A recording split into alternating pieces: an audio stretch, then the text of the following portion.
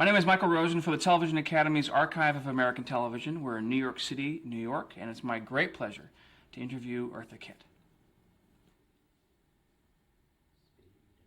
So the first question I want to ask you is, when was the first time you saw television?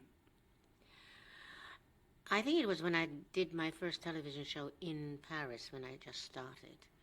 It was a very, very strange feeling. It gave me the feeling of the first time that I ever saw a movie. When they took me out of the cotton fields of South Carolina and brought me up to New York and I went to the movies for the first time. I was so scared that I ran back to where we lived, 143rd Street in 8th Avenue. And I ran into my room that we were renting from the people. And I went under the bed and didn't come out until somebody came looking for me. That's how scared I was. As a matter of fact, I'm still afraid of television because I don't understand how it works. To me, it's all magic. I'm living in Alice in Wonderland. No one's ever said that as a response before. You're the first. What scares you about it? The fact that you can press a button and a film, your face, your image, comes through the air out of nowhere, and it's on a box in your room, wherever that box may be, and it's talking to you. Whether you want to hear that conversation or not, don't join in. That to me is magic. It's like when I first came to New York and saw electricity for the first time. I saw electricity down south, but it was in Orangeburg when we went shopping on Saturday in the wagon, and there were electric lights on the streets. But when you actually are able to press a button and magic happens, I still feel that way about it. How do you explain that? Even though you may understand that there are atoms in the air that carries energy, and somebody's been able to plug into that and put it all into one little thing like a bulb, and there's your magic. You can understand it in that manner in which it's explained scientifically. But emotionally, to me, it's still like being a child. I never will be able to understand that. But it's nice having it. Well, that seems like that sense of being in awe of things that you don't understand. Sometimes it may be a good way to go through life. Well, I think that's why I've survived this long. Particularly in show business when everything is to me magical. And I love the fact that my creators, whomever they may be, or fate, whatever, has put me in a place where I have been able to be almost like a child and still feel that I'm somewhat of an adult. But the magic has never left me, and I hope it never does. Do you remember the first shows that you remember seeing television that really made an impact on you? When I first came back to America from Europe on December of 1951, and one of my boyfriends bought me a television set, and I was not into television that much at the time, but I was always very interested in Sunday programs because those are the days that I had free. We were off on Sundays, so we didn't work on Sundays. And I would spend my whole day watching television, which was the Colgate Hour, Play of the Week, Omnibus. Who was called the father of television? General Sarnoff? No. I'm looking at his face. He's such a wonderful guy, and I love this man. The father of television. He used to be so funny. Milton Berle. Milton Berle, yes. His shows were so fantastic. The show of shows was so... because they were honestly funny. They came out of the profound ism of your own existence and your own experiences. And television was live in those days. So whatever happened, you had to go along with it, either to make up for it in a comedy way, or if it was drama, it was not a matter of being able to cut and start all over again. That was it. So you had to know your lines extremely well, know what you were doing extremely well, and therefore it was very, very well disciplined, except for the comedy things. I remember doing a show with Perry Como. God forgive me for laughing. He was so funny. And I don't think that he even realized how funny he was. Because he was the lazy man. And I think I don't remember what song I did with him, but we were sitting on the side as though we were fishing in a pond. And he was so hysterically funny because he never had an expression. He never said anything. He never moved. It was just like, da, da, da, da, da, da, whatever he was singing, and whatever I had to say. I was laughing so hard within myself that I never knew when to say whatever it was I was supposed to say. But he was a lot of fun because we had to be on tenterhooks all the time because that's the way the business was at the time.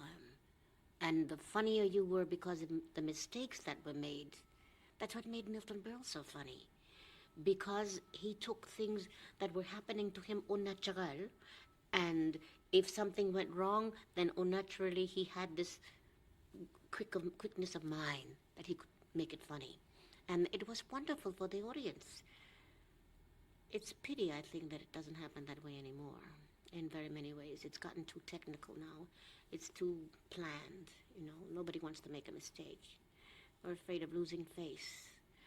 But it's the losing of the face that makes you think fast on your feet. You don't have to think that fast anymore. So early on, were you attracted more to drama or comedy, do you think? I loved both. Because when I was living in England and in France, learning my craft, because that's where I started on my own as Eartha Kitt and became Eartha Kitt in Europe. I used to go to the Old Vic Theatre with my books on Shakespeare and listen to Sir Laurence Olivier do Hamlet on one day, and Sir John Gielgud would do Hamlet on another day. And then I saw the film that he was making, Sir Laurence Olivier made of Hamlet, and I would follow the book, and and then I realized that Sir Laurence Olivier twisted the chapters around, and I couldn't follow it as thoroughly as I would like to have. But it was fun. It was wonderful fun because I was learning my craft from live people, not from the machines, where you press a button and you can become a big singing star, and your voice can be not so very good, and that machine can make you sound as though you're Pavarotti or somebody like that. But it was fun learning my craft from people like Sir Laurence Olivier, John Gielgud, and live people like Helen Hayes. I always spent my time learning as much as I could from live performances like that. So my stage experiences started, of course, with the Catherine Dunham Ballet Company, because I started out, as you know, as a ballet dancer. And actually it started at the New York School of Performing Arts, because my teacher, I remember her extremely well, Mrs. Mearson, whom I was given to from Mrs. Bishop of PS 136 in Harlem, who made me learn a poem. And I had no idea why, but I didn't talk. Because of that rejection, I didn't talk. Everybody thought I was a dummy. I didn't want to attract attention to myself. So in order to bring me out, so to speak, they gave me this poem to learn to get into the New York School of Performing Arts in the drama department. And Mrs. Mearson gave me a matinee ticket, and the first Broadway show that I saw was Cyrano de Bergerac with Jose Ferrer. And I was so in love with the theater feeling that you got from the people, because that was immediate gratification. That was an immediate feeling that you had that nobody could duplicate. And you were the one that was pulling it. And the audience was taking it and they were giving it back. And there's nothing in the world to explain that. And that's why, to me today, television is wonderful. I don't mind doing it. And I don't mind doing films. But there's nothing in the world like a live performance, because the audience tells you the truth. You know by the applause whether they really are applauding you because of your ability, or whether they are appreciating you from 100 years ago for what you did, or whether they're appreciating you now. That's the moment of truth. Television doesn't give that to me. In the late 40s, early 50s, many people in theater looked down to television, thought it was a fad, didn't think it would last. What was your perspective on it? I didn't think about it, actually. I think I was too poor to think about whether I prefer to do live theater or television. I was only interested in making a living, and whether it was television or live performances, whatever I got paid for doing, then I was very grateful for that. But through the time of my years and aging and so forth and so on, experience, I do appreciate live performances much better, much more. If you could describe your early impressions of a television studio, let's say not without an audience and just maybe let's say a drama or something. If someone has never walked on a stage in those early days, how would you describe it? Well, for instance, when I was doing Salome, I think that was for Omnibus. Empty stage. You only have the setting and the other actors. If you have wonderful actors that are givers, not selfish actors, it's a wonderful feeling because you're giving and taking from each other. Then when the audience comes in, it seems to illuminate that feeling that much more, because now all of us, those of us who are the main characters particularly, are getting that electrifying feeling from the public, and we're all being stimulated.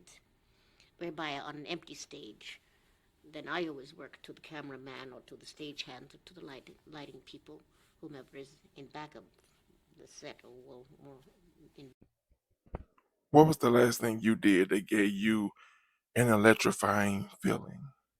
Is where I can see them. But like I say, the characters all now become one unit from the electric feeling of the audience. It makes it very exciting, particularly if you're a giving actor. And I'm very lucky to have had that in my life. Very few people have come into my life on stage that were not givers. But if it starts with you, it's very difficult for the other person not to give back, because the audience sees and feels that. But before, let's say, you would go on the air with the idea that maybe 1 million people would see you instantly, as the clock was ticking down, was there a sense with you and the other actors and the crew were about to go live?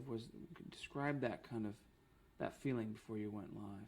Oh, it's very exciting, but it's also very, well, for me, it's very fearful too, because I'm scared to death.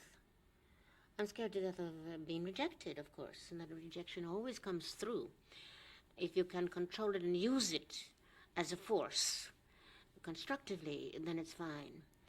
But if it gets to a point where your voice is trembling and your knees are going in the wrong direction and your stomach is having butterflies, it takes a little while to get acquainted to the fact that the audience is there to help you do what it is that you are to do. Let me know in the comments, have you ever had that feeling before? And when you have a wonderful audience such as that are givers also, then the fear subsides to a great extent and you get the control. But it's a frightening business to be in when you are in front of a live audience. But you see, that fear, that constructive kind of fear, to me, does not come through without an audience. Unless I'm working to the gentleman in back of the camera, and if that cameraman realizes that I'm searching for that electric feeling from him or her, they usually help you, even though they're supposed to be looking through the camera lens, but they do help. Because there's nothing in the world like a direct communication with those whom you are responsible to communicate to. When the audience is accepting you, then you can get under control. Never completely, though, I feel. Because once you get too cocky and too under control, he may lose it. So I always like to feel that little nervous tension inside my stomach. That's important. I Keep think you on so. edge. Yeah. Yeah. Stay on edge. I had a wonderful conversation with Ethel Merman one time, and I was a nervous wreck standing on the side. She said, I don't know what we were doing, but maybe it's one of these benefits or the other. And she saw that I was very, very nervous. And she said, Eartha, what are you nervous about? I've never been nervous in my life. I know what I'm doing. When I get out there, I'm doing what I'm doing, and that's it. Don't be scared. Whatever her words were. But I couldn't understand how, and she was wonderful, that staunch strength she had. You cannot define that. Because she had the confidence of people like Cole Porter who were writing her songs, and she was singing Cole Porter or whomever she was singing, and she knew there's a line between me and the audience, and therefore I know what I'm doing.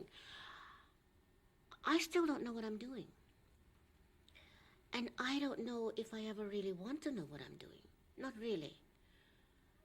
I know my words, I think. To a great extent, I know what songs I'm going to sing. But you never know when that audience is going to make you feel as though that note was not quite kosher. Or something is quite not there when they know. And there's nothing to do, there's nothing to explain, there's nothing to say like, I heard one comedian, and I liked him very much as a comedian until he made that one statement. The audience was not accepting him, and he was supposed to be very funny. But it was an American comedian who went to England, and the English did not understand his sense of humor. And he made this tremendous statement. He said, I don't care what you all think, but I'm going to stay out here until I get you. Well, as far as I was concerned, that was the end of him, and as far as the audience was concerned, that was the end of him. So whether you say those words, or you feel those words, or you act those words, or you think those words, the audience knows. And you always have to give the audience the benefit of the doubt as far as I'm concerned. Because when you least suspect, that's when they sense something that they know was not quite kosher. So you have to keep going and hope that you get them back somewhere along the line without pushing too hard. And don't you think, assume that they're seeing it for the first time, they should get that what's happening on stage has a sense of spontaneity, and that it's capturing a moment in time? Yes. I mean, is that what you're saying is one of the reasons that you don't, that you're always a little on edge, and you don't necessarily know your words? Is it to allow yourself to be in the moment? Yes. No matter how well you know the words. Well, I can only talk for myself. I can't speak for others. Right. No matter how well I know those words, you're always afraid you're going to forget them. So somewhere along the line, you might make a mistake, and even though you cover it up, the audience will still feel that something was a little out of place there. But as long as you make it up somewhere along the line, unless you just stop and say, I'm sorry, I forgot my lyrics. And they like that too, because that's spontaneity, and that's a moment that they will never forget because you went along with the program. And being honest. And being honest, that's right. Yeah. But you can't always do that if you're doing a play. Right. Particularly if it's a dramatic play. If it's a dramatic play, don't fool with it. Just keep going as best you can. You mentioned omnibus earlier. Could you talk about that and what led up to that role? Well, as I said, on Sundays I used to lock myself in my house on East 92nd Street. And that was my day to see what was going on in the world, like meet the press, etc., and also what was happening in theater. And these programs had that kind of thing. It was, I think Omnibus was 2 hours, and 1 hour would be of a play. And I said, this is a very prestigious show. I want to be on it. And I think I was doing either Mrs. Patterson or whatever show I was doing at the time. And I called the agent and said, I would like to do something on this particular program. And I want to do Salome. thought I was crazy. The first of all, the agent said to me, I remember him, but I won't say his name, just in case he's still alive. He said, Eartha, don't you know what color you are? I thought that was very funny, and I didn't know whether I should laugh or cry. So then I told him that I would like to do Salome, and I named my cast and like to play with Leo Ginn and Patricia Neal and so forth and so on. And when he hung up the phone, he says, well, I see what I can do. Well, 10 days pass, 2 weeks pass, blah, blah, blah passes, and nothing happens. And I keep calling, and they said, whatever excuse they gave me. Anyway, I thought they were very funny. These people who are taking 10% of your earnings, but they don't want to bother about placing you where you want to be because it may be a little bit too difficult for them, and they have a rostrum of I don't know how many other artists, and they don't want to get in bad with that particular group of people, such as Omnibus or producers of any particular Let me know in the comments, what would you do in situations like that?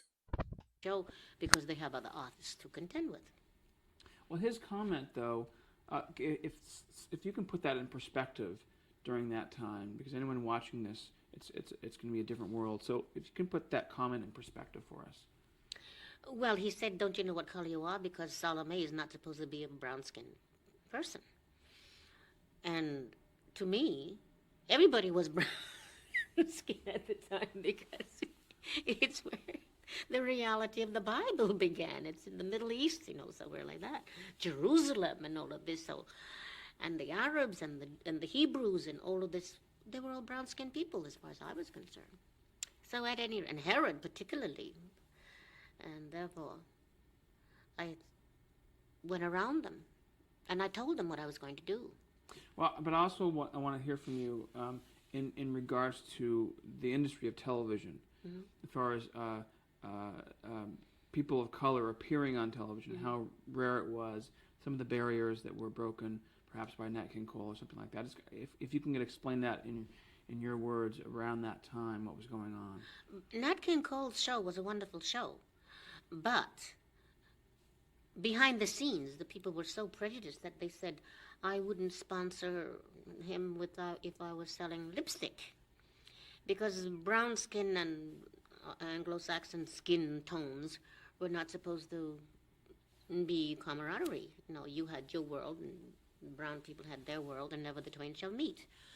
But when someone like myself comes along who is neither black nor white, or have been accepted either by the blacks or by the whites, because you're somewhere in between, it makes it that much more difficult for them to accept. Because then now they're saying, well, she's not black and she's not white, so what do we do with her? We don't know how to place her. And besides, she doesn't sound like a brown-skinned person, because they wanted me to be from one of the islands. And I said, no, I'm a cotton picker from South Carolina.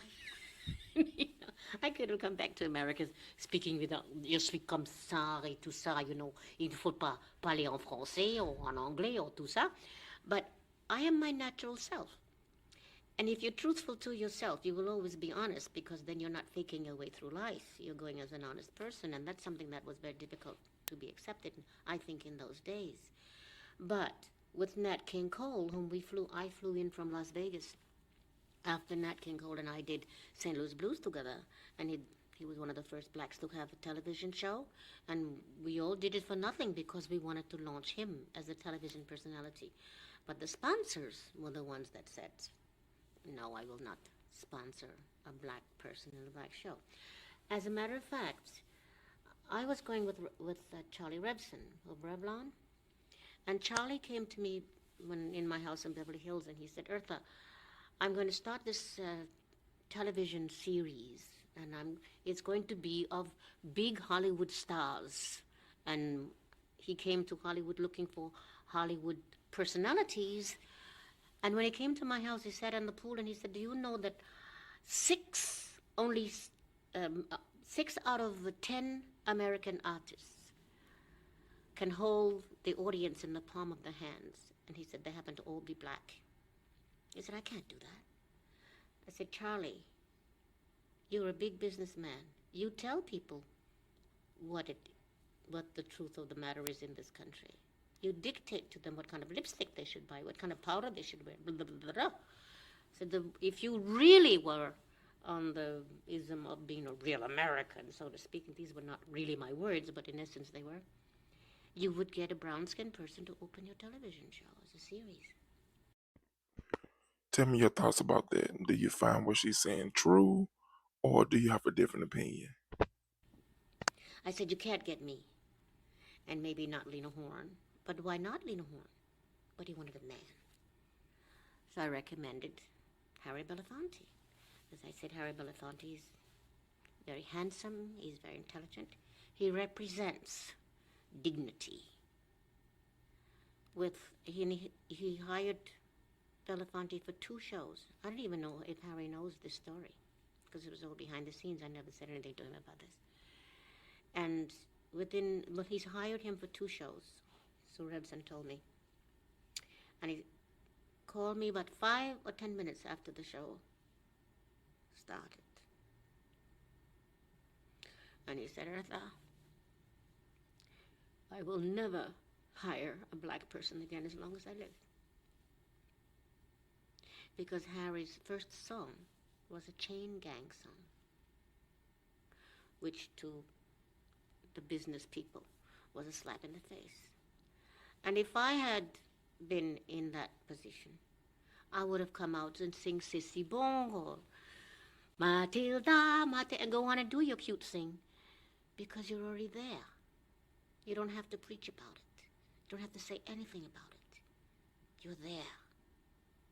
And then you let things happen without ever mentioning the fact that I'm the first black person or I'm the first green person who did this and that and the other thing. The audience knows.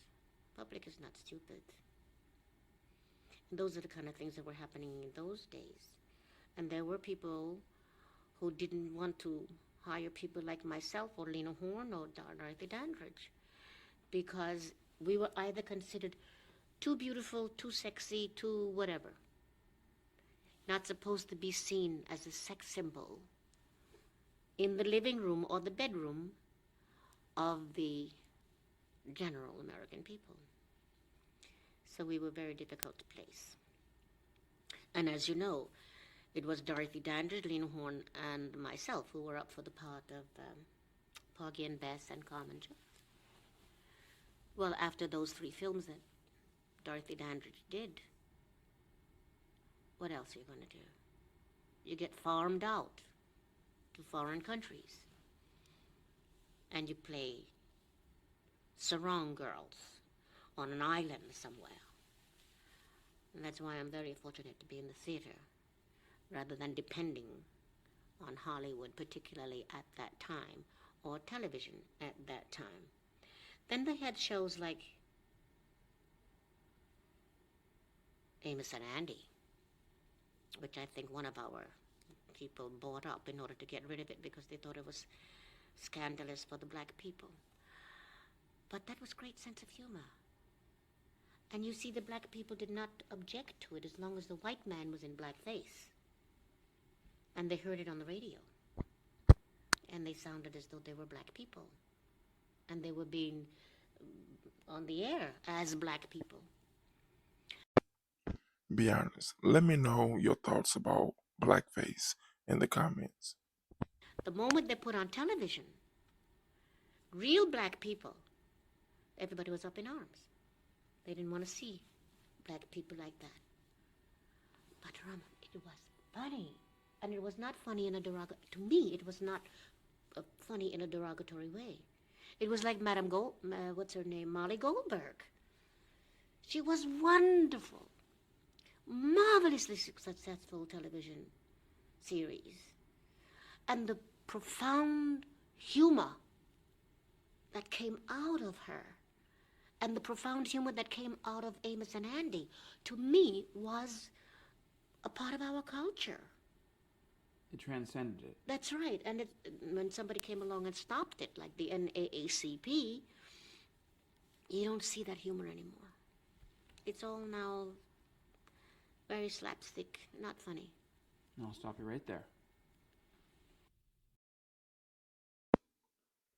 Eartha Kitt interview, part 1. Let me know your thoughts about this in the comments.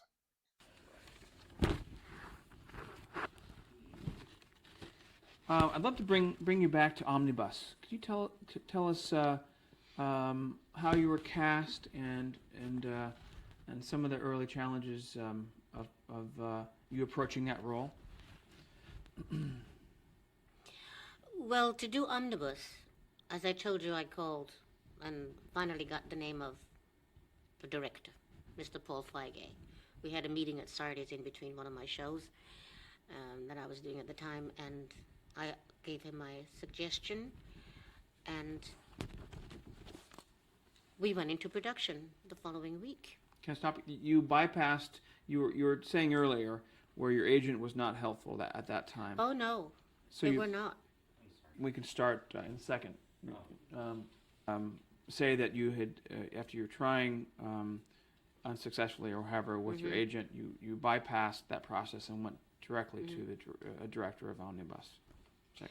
So in order to do Salome, for instance, I had to go around the agents. But I told them what I was going to do. Now, this is how you get a very bad reputation, because if you go ahead and do what you want to do and that you succeed in doing that, and they didn't do it for you, they'll come and take their 10%, but they'll give you a bad reputation because you had the chutzpah to do it. So when I called Mr. Feige, we had a meeting, and we went into production the following week. Now, this was Mr. Paley, who was head of, what, is it NBC? CBS. Paley was the head of CBS. Yes, anyway, it was Mr. Paley. I'll never will forget him because he was living right across the street from me, from number 6 East 92nd Street. And he was in the studio. Now, we had done a dress rehearsal. And the dress, well, you know, the costumes of the Middle Eastern people, they were robes, and I had to do this dance in front of Herod at the request of Herod's wife, who was Salome's stepmother. This is George Bernard Shaw's, and so she was 14 years old, the character. So when she does this dance for Herod, she doesn't have any clothes on, and when she opens up her robes, you know, she gets in front of him and she shows him everything after she's gotten the head of John the Baptist on a tray, of course. So that was quite a scene. I remember Leonard Bernstein and I having a discussion because I had just come out of Europe and I had been in Israel, and I had learned some Hebrew songs, and I knew something in Hebrew, and therefore Hebrew and Arabic almost exactly alike in language.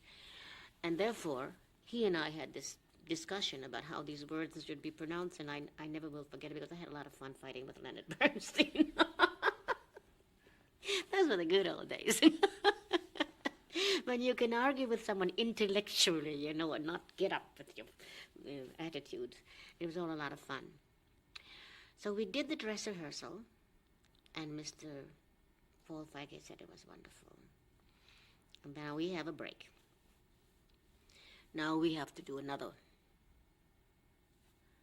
rehearsal for Mr. Paley. And we did that one, and all of this business about get me the head of John the Baptist, and she points to the stairs, and she takes the brother and rams him down the stairs because he wouldn't do her bidding. Well, after the rehearsal, Mr. Paley comes and he said, he can do that to you, but you cannot do that to him because of a difference in color. A white person can do it to a brown-skinned person, but not the other way around. He said this to you? Well, he said that right in front of all of us. Because Mr. Paul Feige, who was our director, whom I absolutely love, he was a wonderful director and a wonderful man. I love that man. Wonderful soul. And when Mr. Paley said that, naturally he took the guts. He took that fire out of me that was burning in the character, burning the character into her, and vice versa. And he took out a whole soliloquy where this fire was not there anymore. It was, get me the head of John the Baptist, or all gone. And I remember having, after that, to do that whole hour of taking the head, and it was Landau. Martin Landau? Yes, who played John the Baptist. And I had this head on the tray, and I had to go up these stairs as I was doing the soliloquy. And when I get to Harriet, I give him the head, and then she does this dance. Well, I would say half of the fire was gone. Because I was now trying to find, I guess, to lose that feeling of rejection. But I don't think it ever left. But at any rate, everybody said it was a wonderful performance in general. And it was a success as far as the television was concerned, as far as I can remember. Now, I just want to be clear that the portion of the scene was deleted, whereas your character didn't push the guard down the stairs at all. That was completely gone. That soliloquy was gone. She could point and say, "Get me the head of John the Baptist," because eventually she has to have the head in order for the play to go on and mean something, what it was talking about. But she couldn't do that anymore. Couldn't ram him down the stairs anymore. Was that the first time that you were confronted with that kind of attitude or that kind of perspective in a professional environment? As far as television was concerned? No, because I'm trying to remember which was first. Yes, I think that was the first time in America where I was. In Europe, we didn't have anything like that. I had done a lot of, well, I was only singing things in Europe. I wasn't acting. I was acting in films, but not for television. No, the next time that happened was with, I think it was after that. We were doing television in Los Angeles with Roddy McDowell. And it was a play about looking for, like Diogenes, looking for the truth. And the line of the story was to find 3 pennies that someone you had or this person had, and the pennies went from that person to another person, and it wound up in the hands of a queen of Africa. And I was the queen. And I had just bought this house in Beverly Hills, and it was absolutely empty. Not one piece of furniture except a bed. So Roddy and I used to meet at my house, and we'd wallow over the living room floor in front of the fireplace because he and I were practicing the scene where he had to make love to her, hold her, and kiss her, and do all sorts of wonderful choreographed kind of marvelous movements that we had played around with. And when we got to the studio and we got to our scene, that's what we did.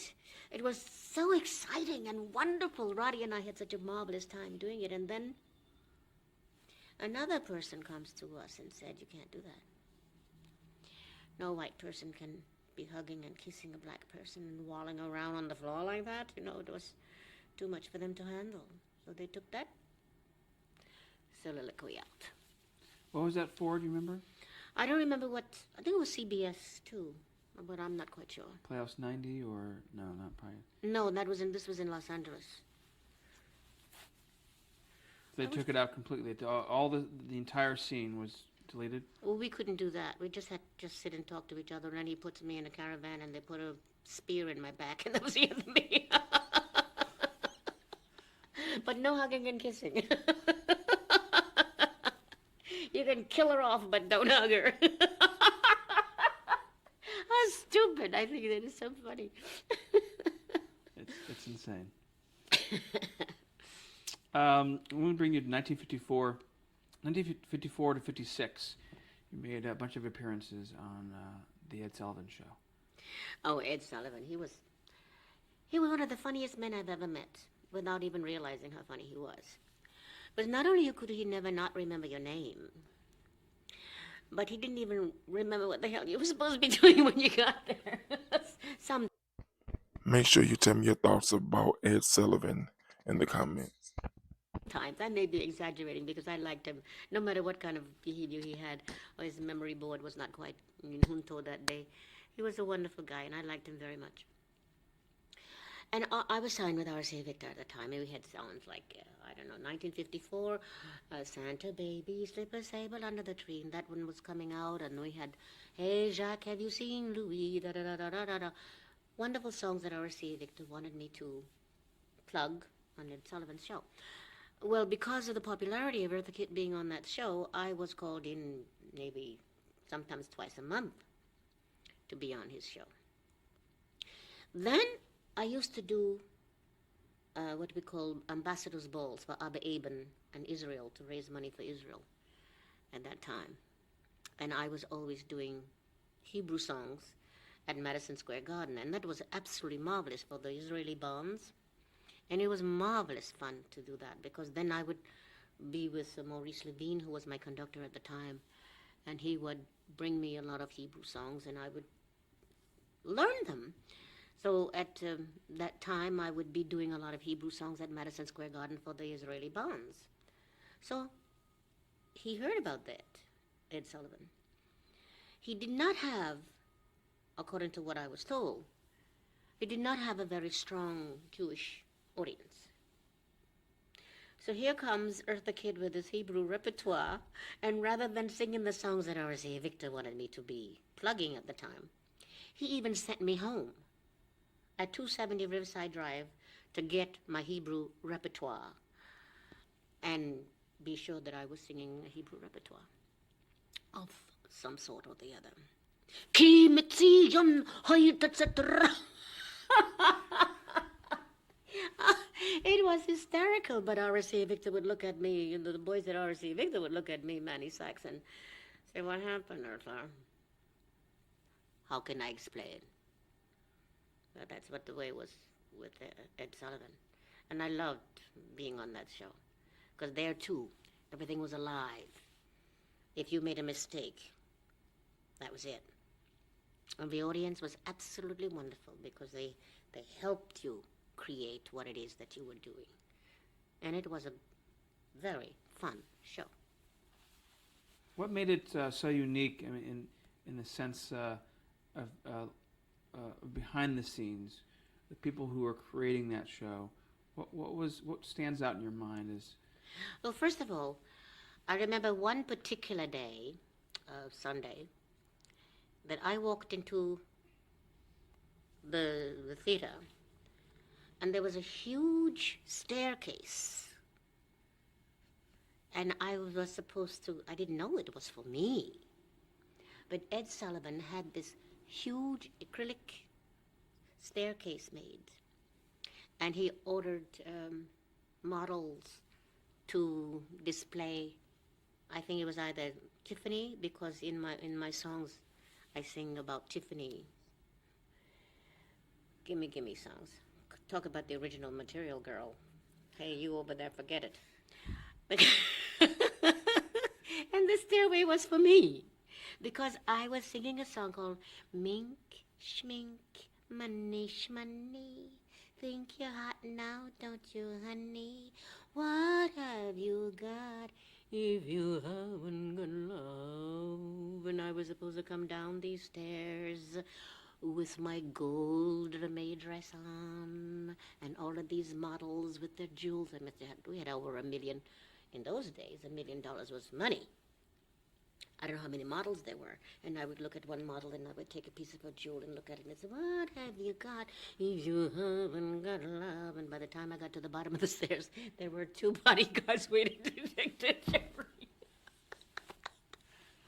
Which I also thought was very funny. But that's what he did. That's what they did in those days. They made the whole set for me. And I was so elated that this happened. Of course, that particular song was written by Victor Young. And Victor came to my dressing room and said, Eartha, I have this song for you, but I can't put my name on it because I'm known for schmaltzy movies, music. I don't know what name he ever put on it, but it was written by Victor Young. Then, too, because I sang it on television, I got reprimanded because somebody came and said, how can you do that to the Jewish people, mink, schmink, money, shmoney? So I didn't sing it anymore. I think I can sing it now, though, because I think it's eased up on. because it's an adorable song. How many times did you appear on the Ed Sullivan Show? Do you know? I have no idea. As I told you, I was requested to be on it so many times that even sometimes I was not allowed to wear a dress, I think, because he said I was too sexy in a dress. So I had to wear pants from time to time. Because he said when I wore dresses, he got letters from the Catholics that she's too sexy. So Sullivan would tell you this personally? Yes, he called me to his room several times and said, Eartha, I would like you to do this and that and the other thing, but we can't do this and that and the other thing because of da-da-da-da-da. And showed me letters. Was he understanding of the criticism, or did he... That's why he wanted me also to sing Hebrew songs. Because now I was reprimanded by the Catholics for being too sexy, or at least that's what he told me. And then now he wanted he wanted the Jewish audience, so I had to sing in Hebrew.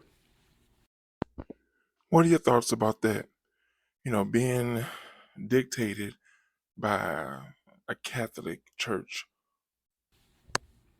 But he would explain things to me himself. He was not one of these people who send word to you by messenger. Let me pause there for a second. That piece of hair is... if you could describe Ed Sullivan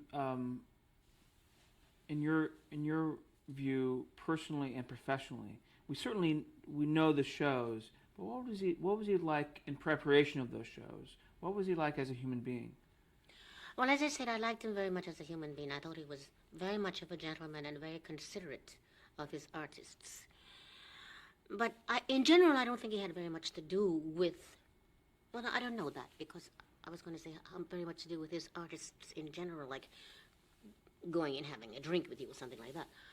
But I was in his dressing room a lot, because I guess he just liked to talk to me personally. And he realized also, too, that I was not under the control of a manager or an agent, that I had my own free will, and what was suggested to me would have been either rejected or accepted if he and I, face-to-face, had that conversation about what he thought should be. So did you navigate without an agent or a manager? I never had a manager. Kit, my daughter, is now my manager, but along with Bob Duva. But no, I never had a manager. I think maybe that also was considered rather not kosher, because you had to have a manager, and you had to have an agent, and you have to have an accountant, then you have to have a lawyer. Then when I came to America, after working on my own and becoming Eartha Kitt in Paris and England and Greece and Turkey and these places, I used to have an envelope. When I came off the stage, I would be handed an envelope. That was my salary, my cash. And it was, at that time, it was 35,000 francs a night. Because at that time, francs was 350 francs to $1. So I was making damn good money on my own. But I didn't have to be worried about a manager or an agent or the taxes or anything. That was mine. When I come to America, it was quite different. You have to have, as I said, all of these people, and I didn't understand that. But I never did have a manager, and I think they wanted me to. There were people who were saying that they were my managers, and maybe that was one of the things that sort of disrupted me becoming whatever it was maybe that I could have become. Not that I regret anything. But to have a manager to lead you into and see to it that things are happening as best they can, because you have now taken this step, now the next step should be this one, et cetera, et cetera, et cetera. I never had that, so there's never been any real planning in my life. I've always run with the tides on my own. And I was with Willie Morris, who brought me to America after I did the Orson Welles play at the Edward Seventh Theater in Germany, and also in Brussels with him, and was called the most exciting woman in the world. And that's what brought me to America, the William Morris Agency. You were called that by Orson Welles. Yes, and also by the French people, because the next day they said the most exciting thing that has happened to Paris in 25 years. So that started to elevate me to become the name Eartha Kitt. But then the William Morris Agency sent for me to open at La Vie en Rose, and they didn't know how to deal with it. I went into La Vie en Rose for the rehearsal, and I think it was Julie Podell or somebody like that, who looked at me and said, "Hey, kid," he had a cigar in his mouth. "Hey, kid, I hear you sing in 7 languages. I said, "Yes, sir." "Well, get up on the stage and sing in all 7. Let me know in the comments, how many different languages do you speak? Well, that's what I did.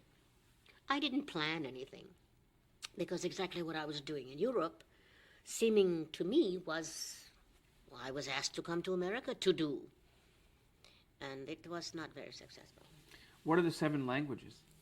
Spanish, French, Italian, naturally English, German, Turkish, some Hebrew, etc., etc., and patois. So the program was quite extensive. And it might have been also, which I wouldn't have thought of at that time. But you would think that if you were doing something that was not going to be acceptable to the audience and they knew it, they would have told you. And I was also singing in German, and it may not have been quite the thing to do, but I didn't know that. But they looked at me and said, "What do you do?" But they also said that when they got me for New Faces, here again, they called, what's his name? Leonard Silman, who wanted me to do New Faces of 52. And the agent who had signed me here to come to America, "Oh, you don't want to do anything for Leonard Silman. He hasn't had a hit since 1934. You don't even bother." So I said, "Well, I'd like to go down anyway and take my chances." And they were having a hard time getting the money for New Faces. And after Leonard Silman heard me sing, oh God, was I scared. Oh my God, I was so scared. I couldn't even I don't even remember what I did. Describe what New Faces of 52 was. It was a review of 17 of us, supposedly new faces, who had never been actually, well, we were not famous yet, but we were just about. Faces were known, but not well known. And I went in, and they looked at me after I was accepted, after getting the money, helping them get the money through Walt Chrysler and all that. They looked at me and said, "Now, what do you do?" And I said, "I don't know. I can't tell you what I do. I can only show you what I do. And if you give me 6 chaise lounges, I'll show you what I do." So I had a wonderful time auditioning myself into situations that I didn't know what else to do except do whatever comes naturally to you on the spur of the moment. Fast thinking on your feet. Because I'm the most shy person in the world. I don't believe it. But you wave a finger in my face and say, "I dare you." Really? Then you get up and you do. Because you have to survive. And I had to survive. There was nobody there to help me. If I didn't have a family, I'm an orphan. But it sounds like even though other people were not comfortable with you going through your career without a manager, because those are the rules, that in fact... They still are. Right. Nobody's supposed to talk to the artist directly. Have to go through the manager or go through some kind of channel or the other.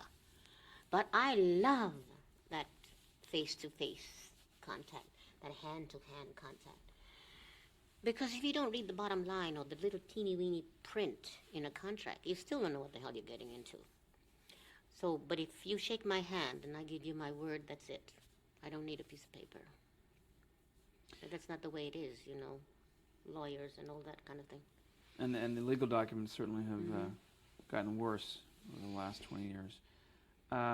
Let's bring you to your appearance on I Spy. What comes to mind working on that show? I don't remember What year was that? Because I don't know how old I was at the time. I'm was, saying that because of the calisthenics that I had to do. Mid 60s. It was 65. Well, I went, 1965. In fact, I think you got an Emmy nomination for that too. yes, for I Spy. I was thinking about Mission Impossible. No, I got it mixed up. No, I think it was Mr. Sheldon who called and asked if I would do that. Sheldon Leonard. Sheldon Leonard, yes, whom I also like. I loved him as an actor, and I love him as a producer.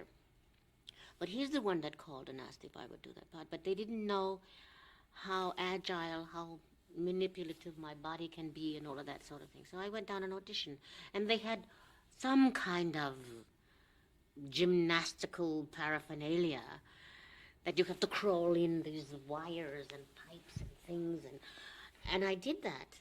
And now so I got the part. Now you go to the studio and you have to go through these, what do you call that, air conditioning vamps that are about this big. You know, the air conditioning unit Right. that goes all the way through the building. Right. They had built it 2 stories high. Kit was like 3 years old, I think. And my mother-in-law and my baby were in the studio when I had to do that particular stunt.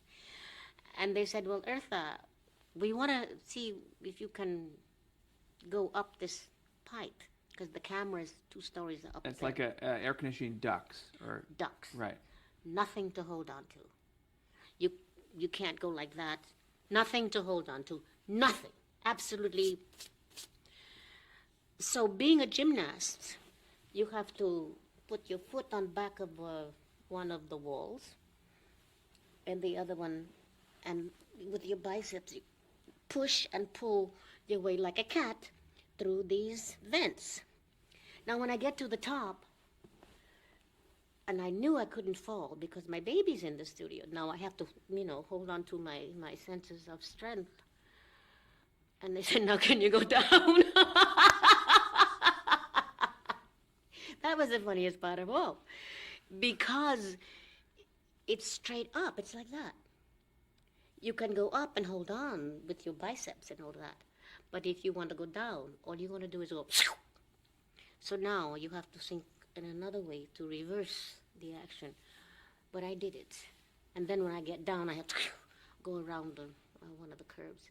But it was very exciting to be able to do, and particularly at that age, I didn't know exactly how old I was at the time, but I'm 75 now, so in 1965, it was quite fun. Let me stop there for a second. Eartha Kitt interview, part 2 of 3. Let me know your thoughts about this video in the comments. You ready? I want to first of all establish that. Tell us the scene that you were just talking about is actually from. Yes, that was from Mission Impossible. I do get the stories mixed up sometimes, but they were both fun to do.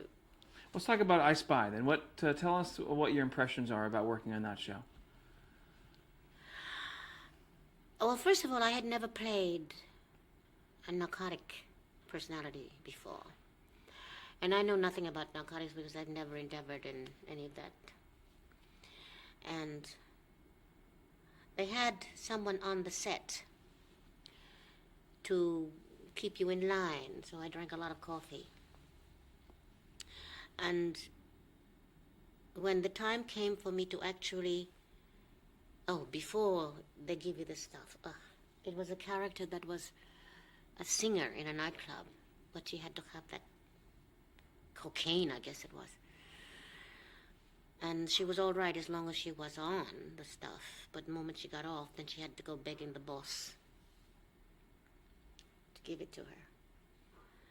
That to me was a very difficult thing to do, because the one thing I hate is begging.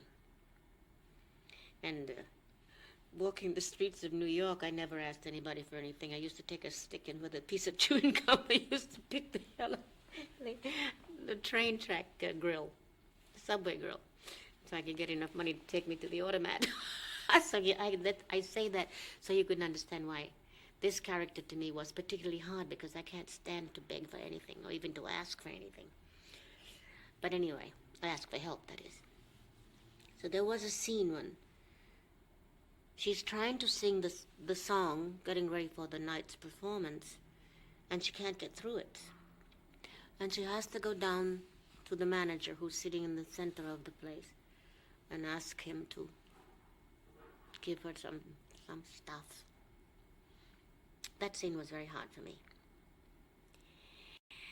But I guess the difficulty of begging as Eartha Kitt or Eartha May, it made the character that much more real, because that kind of feeling I could not get away from. And therefore, I think that was one of the things that made the character much more true to being a narcotic addict than it would have been if I was not with that kind of feeling. So he gives her the stuff and then she can go on. And she's put into a situation in the boat, I guess, or in the club, wherever it was, that I think she was kidnapped, or she didn't behave like she was supposed to behave according to the management, and she gets tied to this pole. And that's when Bill Cosby and Robert Culp comes in and saves her. And she's begging, please, please, please take me with you. Well, she didn't go with them because the management wanted to keep her there, and he kept feeding her the stuff, and therefore that's how he was able to keep her there. But when it came out, which I never saw, I don't know, there's a reason why I don't like watching myself, because I'm cringing all the time, thinking I could have done better, you know. For the next 2, 3, 4, 5 years, and I think it may be even today, people would come to me and say, are you all right now, Eartha? That nobody could have played a scene so honestly and so precisely unless you are or you have been. So it was a little bit difficult for me to go through life in general at the time after that came out, because people thought that some people thought that I really was an addict, because they said you couldn't have been that real unless you was. Well, it certainly struck a chord because you were nominated for an Emmy Award. Mm-hmm. Did you go to the show? Did you go to the Emmy Awards? You remember? I don't think so. I never believe when I'm nominated for something that I'm going to win anything. Even if if I buy lotto tickets, and I'm always saying, I'm never going to hit the lotto because God gave me so many gifts to work with that I can imagine the gods are looking at me and saying, are you stupid? We gave you so many tools to work with. What else do you want? You want more? So I'll never win the lotto.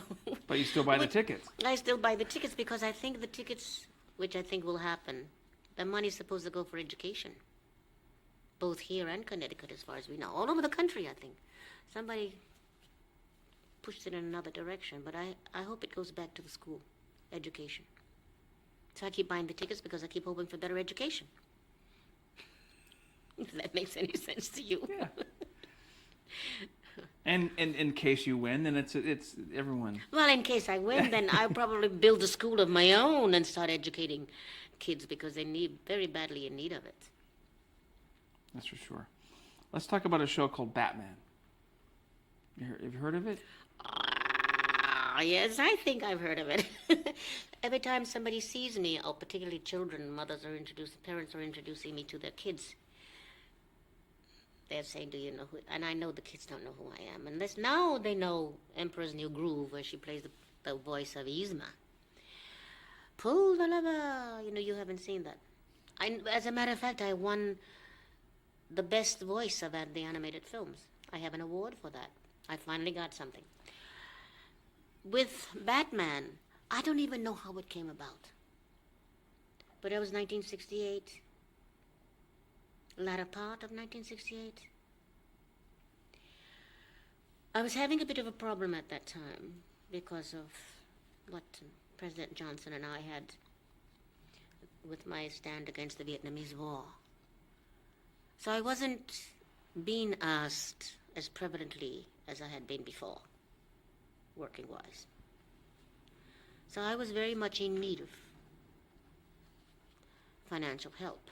And here again, I wouldn't ask anybody for help. I said something wonderful is always going to happen. And knock on wood, something wonderful always happens. And I still tell my daughter that. Don't worry too hard. Something wonderful will happen. I don't know how this happened, but I was being refused work all over the United States because of my stand against Vietnam. Then somebody said, we want you for Catwoman. I didn't know where the call came from because I was not with an agent. As a matter of fact, the agents were saying, no, we don't know anything about her contracts. I must have been with somebody because I had a contract for the Ambassador Hotel where Bobby was shot, and all of a sudden my contracts disappeared from there. Bobby Kennedy. Bobby Kennedy was shot. No contracts. And it's not that they didn't want me as an artist, but they didn't want the CIA or the FBI on their doorsteps. So I was out of work across the United States. So then this call came through, and I didn't think about it. I had a baby to take care of, and wherever the work came from is where I went. And that was one of the luckiest things that ever happened to me as far as my career is concerned, because everybody's still talking about my interpretation of Catwoman. And I didn't even think about the interpretation. And sometimes when people ask me, interviewers for instance, how did you go about research for playing the Catwoman? I said, I'd have to think about it. I am Catwoman.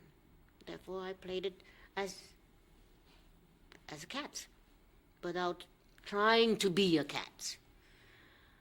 As long as the performance is a true performance, honest performance.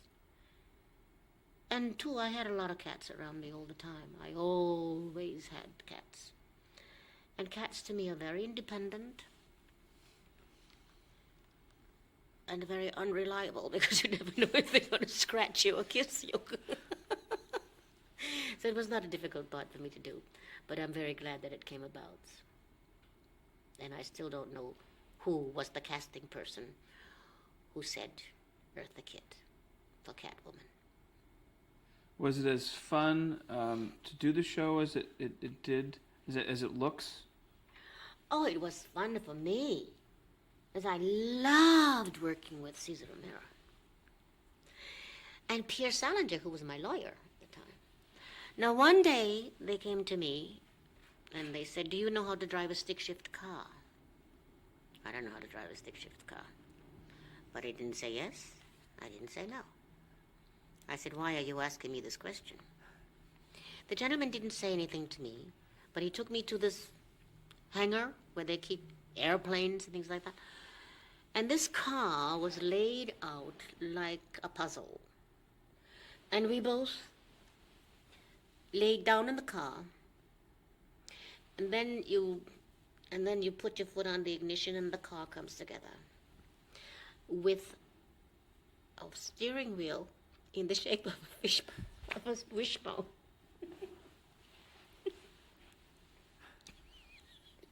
It had a tail and the lights with eyelashes that went from here to Timbuktu. It's a very funny car, but I was very quiet. I didn't say anything. He drove me around the hangar, the boulevard, and I don't know what. And he came back and he said, this is your first scene in the morning in front of the camera. He still doesn't know if I could drive this thing or not. I went home. I called up my mother-in-law's sister, told her to meet me at 2 o'clock in the morning. And I called up Volkswagen people to rent a Volkswagen at 2 o'clock in the morning. Now they think this woman is absolutely out of her mind. But I don't know how many words I used, talking as fast as I could to explain to them this is what I had to do, and I have to have this car, and then Evelyn came at 2 o'clock in the morning, and we were on Sunset Boulevard learning how to drive a stick-shift car. And when I went to the studio the next morning, zoom, zoom, zoom, boom. Be honest in the comments. Can you drive a stick shift? It was gone. What a wonderful experience. Because I didn't say yes. I didn't say no. I did it. This is one of the things that I always try to teach the young people today. If you have something to do and you think it's difficult, it's going to be difficult. But if you don't think it's difficult, try it. You may find it's not difficult. Just do it. I mean, within reason. We're talking common sense here.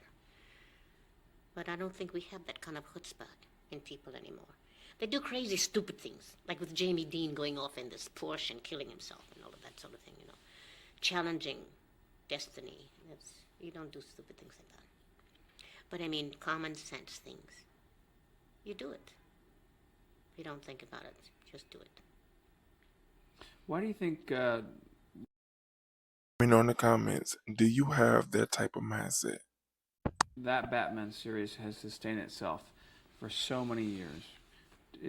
Do we all get it? Do we know that it's camp and fun, or is there something else, do you think? You mean the people whom it was introduced to in those years, or now? Generations. There are generations of I think because it's camp. It was not taken seriously. and as it a was series. and it wasn't during the show, right? Everyone, it wasn't taken seriously when you were shooting the show. No, it was not a thing that said, oh, I know, I've got to run around the block like Dennis Hopper and I did, what was it that we did? Skin of Our Teeth with James Whitmore and Cloris Leachman, whom I absolutely love. Dennis Hopper was a nut. Not that we're getting into that, but for somebody who's a method studio actor, in order for him to run in as a soldier and say his speeches, he had to run around the block 7 times and come in and do his thing. Well, that's only one of the studio actors, which I think is fine if that's the way you want to be. That's the way you get the message.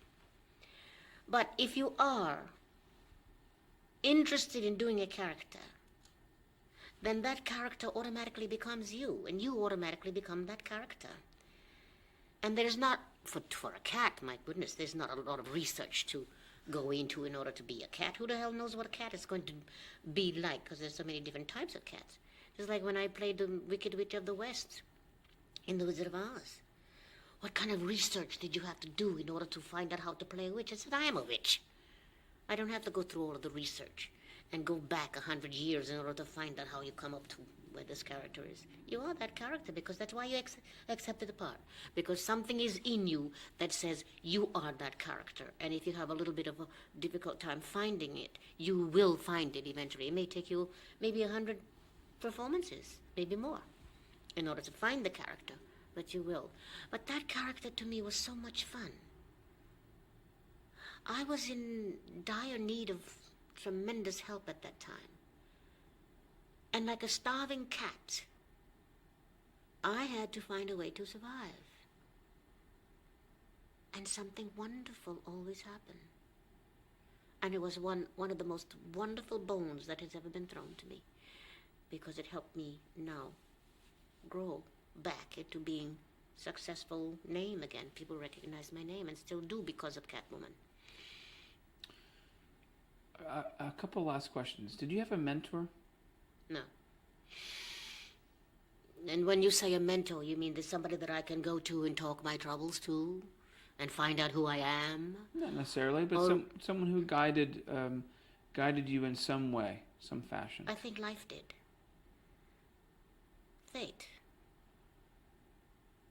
And if you trust fate, she's wonderful. I found myself writing down something the other day. As you know, I write from time to time, and I have a couple of books out there. The last one is Rejuvenate It's Never Too Late, which talks about sustaining your health and your youth, and with a sense of humor. And I found myself writing, don't fight the life you love to live. If I could find those books on YouTube, on Amazon, I'll make sure they're in the description box below. And like I constantly tell my daughter, don't fight it. Go with the tide. You don't have to go completely if it's leading you in the wrong direction. But life is so wonderful. All you have to do is live it. And keep it simple. There's something else that I wrote about in my book. I never put too many requests on my wishing card to the gods. because I don't want to get too heavily burdened with unnecessary things. What is necessary? So I go with the tide, and I work for that which I feel is necessity. Of course I have a few baubles and bangles and beads around, but I didn't buy them. People gave them to me. But what is necessary is what you work for.